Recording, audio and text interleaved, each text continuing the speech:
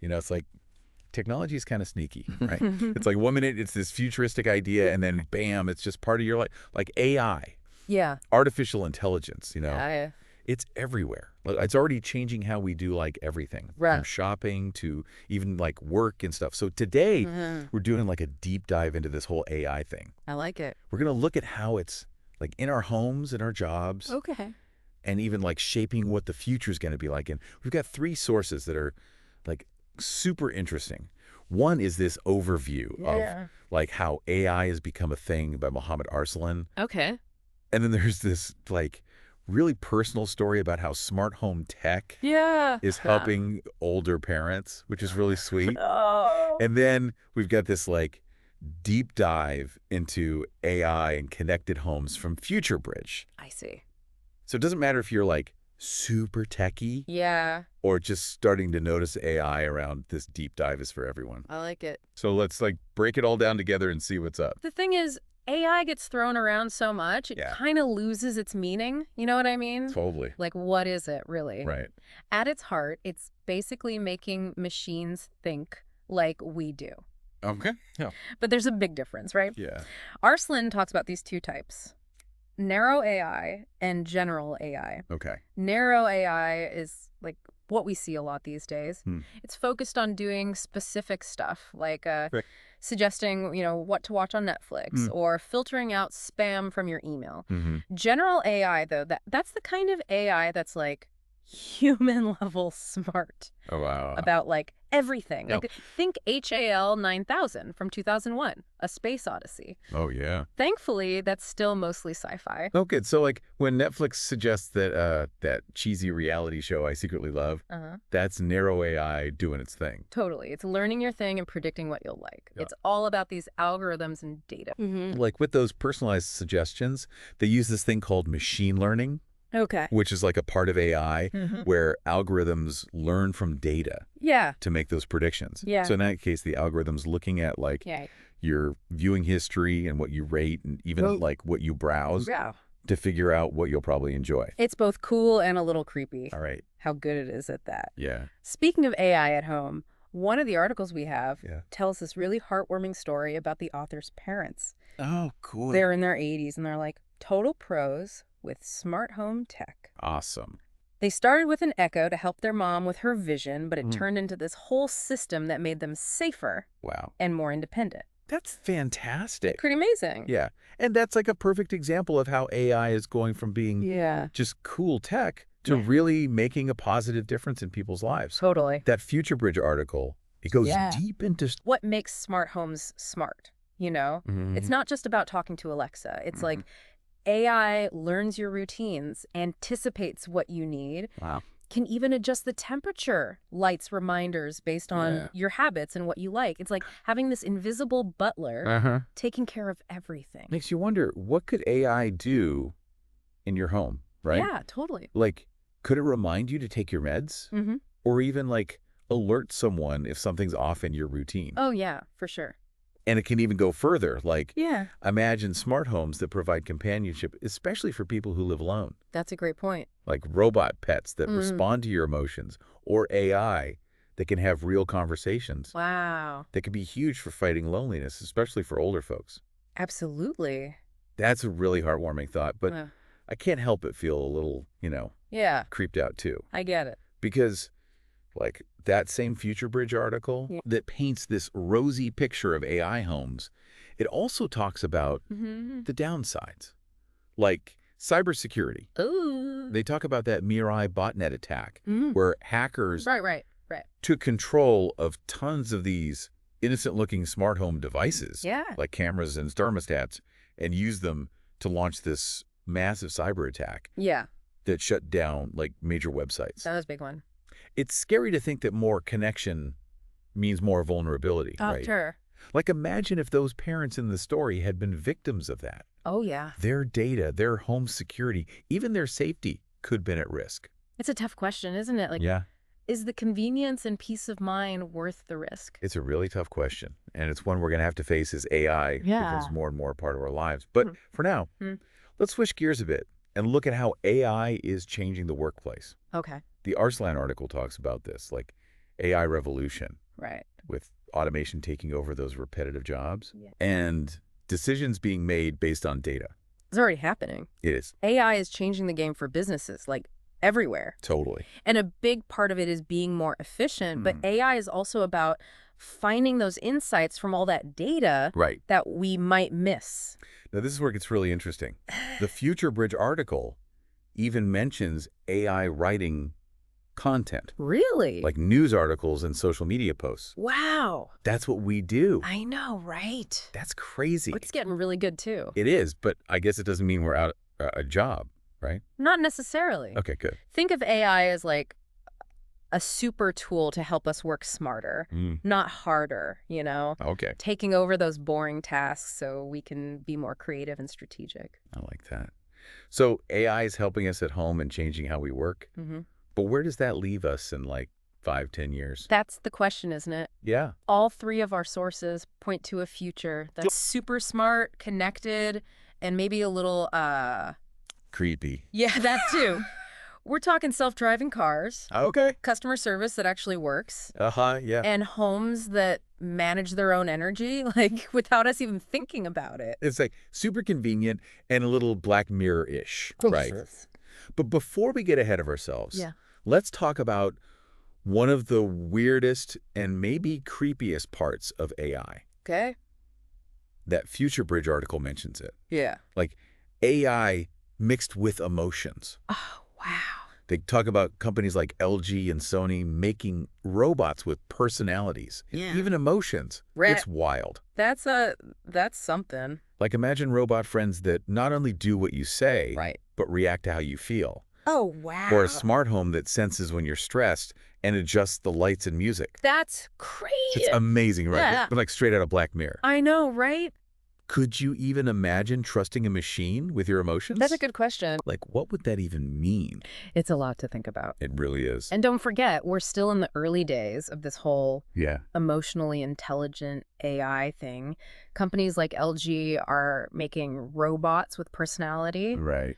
And Sony's got those robot dogs with emotions, but they're still pretty limited. Okay. They mostly rely on pre-programmed stuff and algorithms. So like not really understanding emotions, right? Right. True emotional understanding is a long way off. Okay, that's kind of reassuring. So like humans are still needed in this whole thing. For now, yeah. Okay. But AI is moving fast. It is.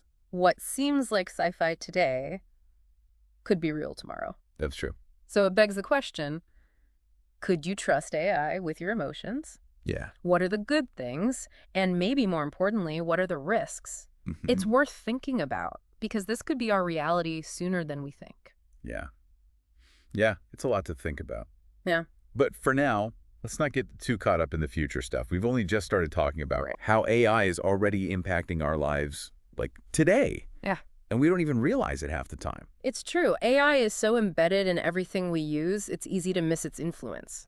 Like those personalized recommendations we talked about. Yeah. It's not just entertainment anymore. AI is being used in healthcare. Oh, wow. To personalize treatments, in finance, to spot fraud, even in dating apps, to match people based on, you know. Oh, wow. I didn't even think about that. Compatibility, it's everywhere. AI playing Cupid, huh? What's next? More than Cupid, AI is pushing boundaries, you know? Yeah. Like, think personalized learning, real-time translation.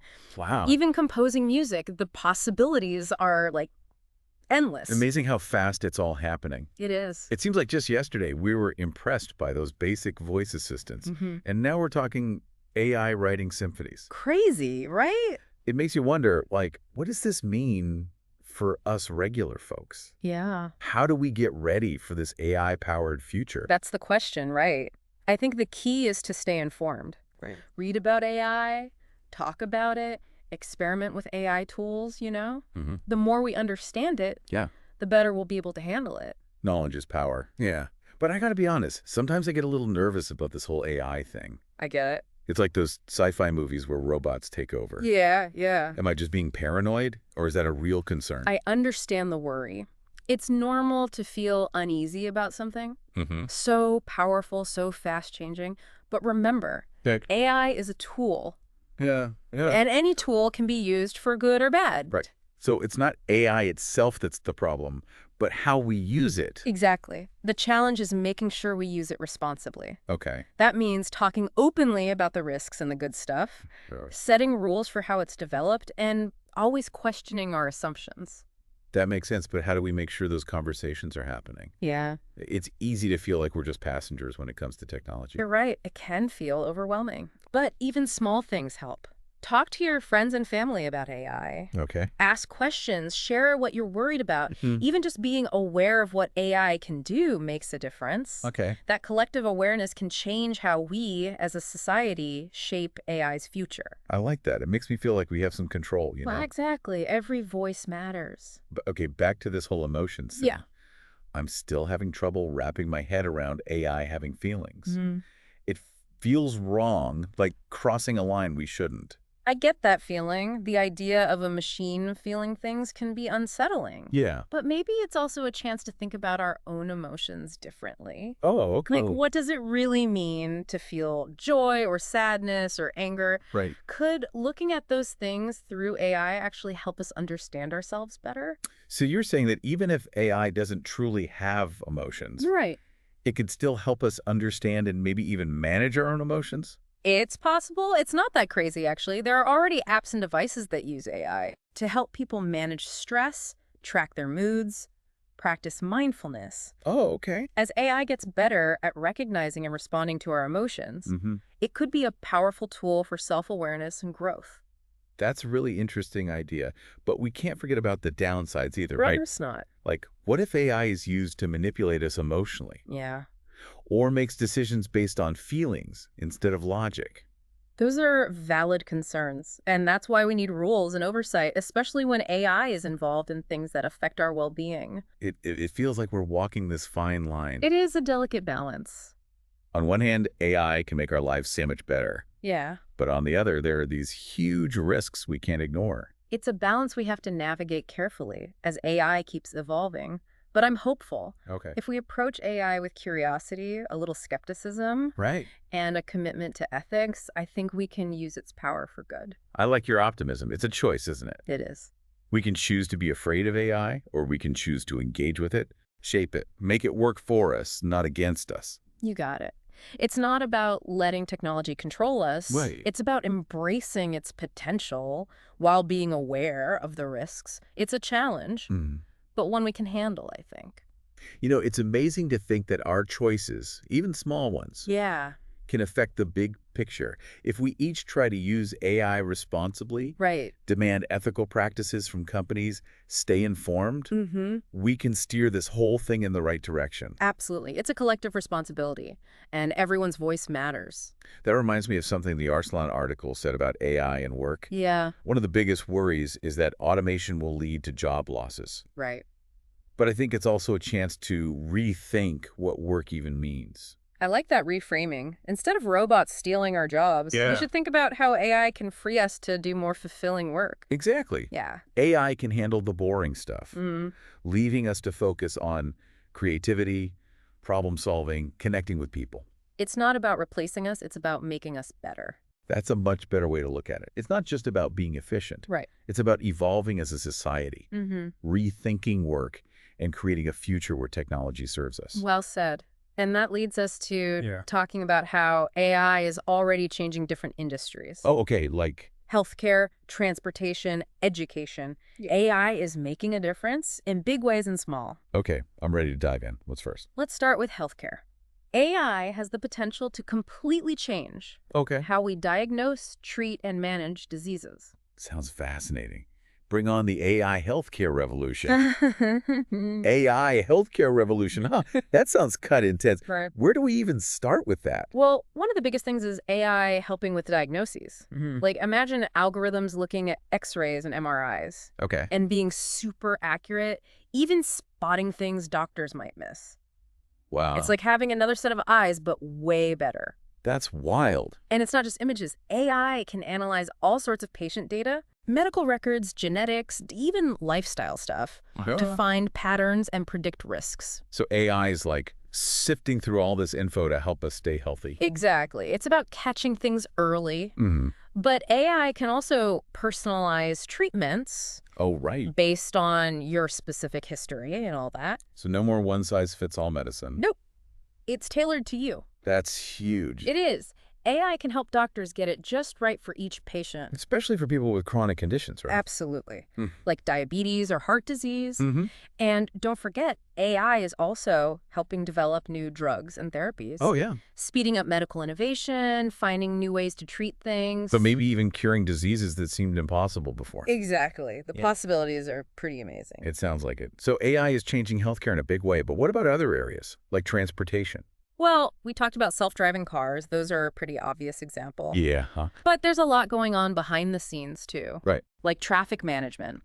AI can analyze traffic patterns in real time. Wow. So it can optimize flow, reduce congestion, maybe even make rush hour less of a nightmare. No more traffic jams. Sign me up. Haha, right. And it's not just convenience either. AI can make things safer too. Ow. By spotting hazards, predicting accidents, even helping with emergency response. So AI is making our roads smarter and safer. Exactly. It's a trend we're seeing across different areas. I'm seeing that, yeah. What about education? Is AI doing stuff there too? Definitely. AI can personalize learning, adjusting content and pace to each student. That's so cool. Imagine every student getting a custom learning experience that plays to their strengths and helps with their weaknesses. That's way different from the usual classroom setup. It is. Yeah. And it can make learning more engaging, more effective, and it can even help teachers by taking over those repetitive tasks. Oh, yeah, so they can focus on each student. Exactly. It's a win-win. It sounds like AI could completely change how we learn. It really could. And we're just scratching the surface here. Right. AI is being used in so many fields, from agriculture to finance to manufacturing. Wow. Making everything more efficient, more innovative. It's mind-blowing how much AI is already a part of our lives. It is. And as we wrap up, I think the big takeaway is this. AI isn't just technology, it's changing society as a whole. Okay. It's changing how we live, work, think, even feel. And it's up to all of us to shape what it becomes. That's a powerful thought. So to everyone listening, as you go about your day, keep an eye out for AI. It's everywhere. It is. Ask questions, challenge assumptions, and don't be afraid to join the conversation. The future of AI is being written now, and everyone has a voice. And remember, AI is a tool. Powerful, yes, but a tool nonetheless. It can be used for good or bad. Right. It's our responsibility to use it wisely, ethically, and with a clear understanding of what it means. That's a great point to end on. Thanks for joining us on this deep dive into AI. It's been a pleasure. Until next time, stay curious, stay informed, and stay engaged.